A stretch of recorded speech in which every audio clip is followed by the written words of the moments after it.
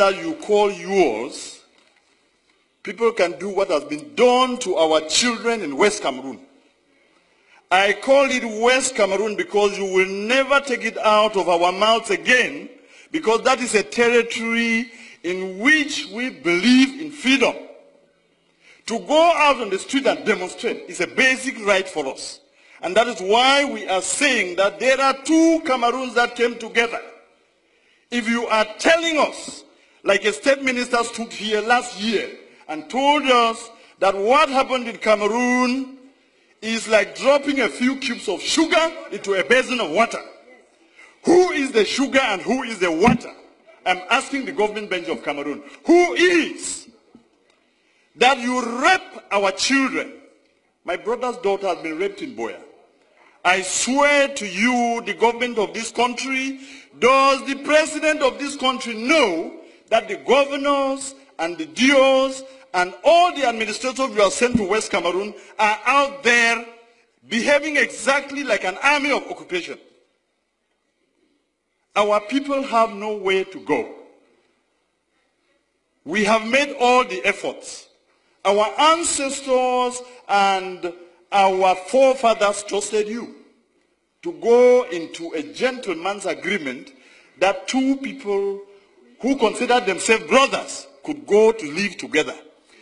If this is what you show us after 55 years, then those who are saying that we should break Cameroon are right. They are correct. The people of West Cameroon cannot be your slaves. The people of West Cameroon are not, you did not conquer them in war. If this is what you are saying that we should live in, I say simply, no, it will not work. How do you have an army that's supposed to protect children? Step out there, beat them, and rape some. It is not heard of in any country. This is the 21st century, and anybody who does that and cannot be willing for his government to pay the price, we will exact it on you. Because you are making us believe that we went to the wrong place. What is there to say? I want the world to know and to have it on record that we have made efforts. I have sat with ministers and listened to them talk. The first one was the then Minister of Justice, Amadou Ali, 10 years ago. And I took my time, drove from Kombo to Yaoundé to tell him something is brewing out there. This thing that you people are sending gendarmes to beat people up and say all of these things, there is pain in West Cameroon. And as Minister of Justice, be very careful. What happens there? And he turned around, looked at me, and told me, Mr. Wilbur, it is your people who choose to come here. He is alive. He told me. Last week, I went to see the Minister of Higher Education,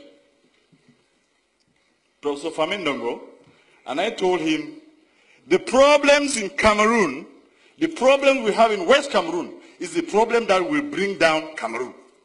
If you do not handle it well, you will not know Cameroon as it is in a few months or in a few years.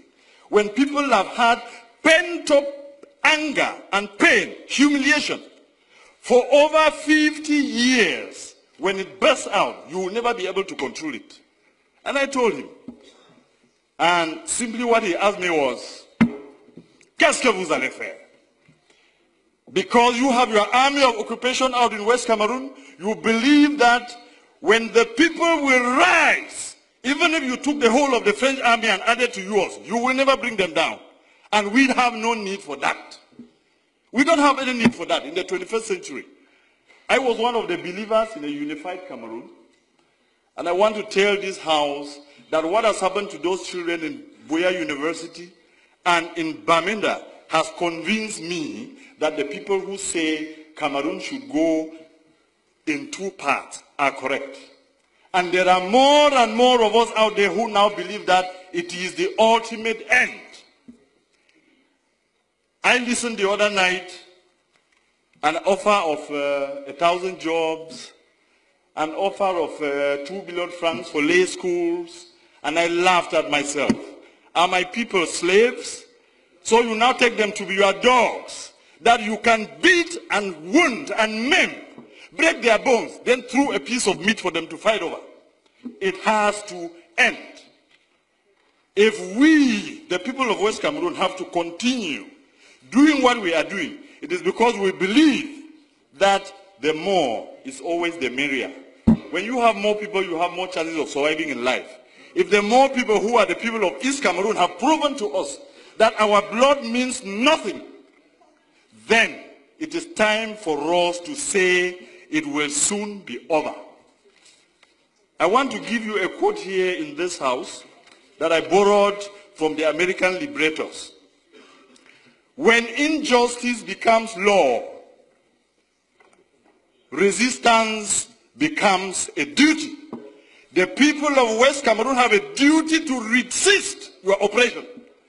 I call it oppression because of what I've seen in the field.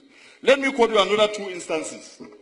3 weeks ago, there was an incident in Bangolan, which is a neighboring village to Jakiri, where I come from. And I don't know what it was about, and a gendarme officer was killed. And the forces of law and order, under the instructions of the SDO of Ngokitunya, move into Jakiri, a neighboring village, and take away 100 men. Just beat them up, break their bones, and then just leave them there. And I went to that place where he took these people, and I told him, Mr. SDO, you are going to release my people. He sent soldiers to me, and one of them told me, I said, I am the representative of these people because I'm a parliamentarian. And the guy, young man, turned around and asked me, "Et puis quoi? On n'est pas ici à Yaoundé."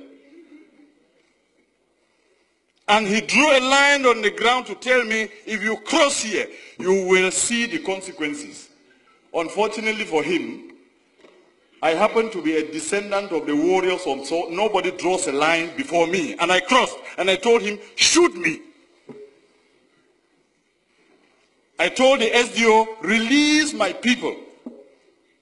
In 12 hours, he released them. But some are still lying in the hospital.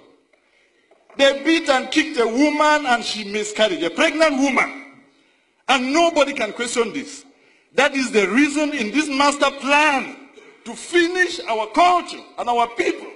You have chosen that every single administrator or every commander of the army is from East Cameroon. That is why they sit there and they can kill the people without remorse. This has to end. Mr. President, Mr. Speaker, I want to repeat this quote. When injustice becomes law, resistance becomes a duty. We, the people of West Cameroon, will resist you, and if you want to take that territory by force, you will kill to the last man before you take it. And you can start from me today. You can start from me. It has to end. Somebody has to know that this is not how you treat a people. 50 years is too long. 50 years is a very, very long time. And we come here and sit just talking about the budget. You normalize murder. You normalize rape. Mr. Speaker, I am sorry to tell you that this is part of the resistance. You will hear me to the end. When injustice becomes law, resistance becomes a duty. It is my duty to defend my people. You will not stop me because of lack of time. Or if you want to, you can call your brutal gendarmes to come and kill me here. I will not. I will not. I want you to hear this, Mr. Speaker, that my people are suffering, and that the cube of sugar that was defined in this house, are you just angry, Mr. Speaker, that the person you considered your slave, a slave has risen in the master's house and is asking a question? I have. Mr. Speaker, I'm telling you, this is part of my resistance, and you will hear me to the end. Bring the brutal soldiers who raped our daughters to take me out of here. I will say it to my end. I will say it to the end. There is nothing you can do to me. I'm wondering whether His Excellency the President of the Republic knows that the governors and the DOs are behaving exactly when they are posted to West Cameroon as colonial masters. When they abuse people and insult them and do all they have done, we have to resist and we have to tell you our people will not be brought down because we came into this union as equal partners. Yes, sir. And I am done. And I am done. And we will resist. And there is nothing you can do to stop us because this is part of our culture that we inherited. You people who fear every administrator and every ruler, we challenge our rulers, we take them to task, and that is why they are accountable. Thank you very much.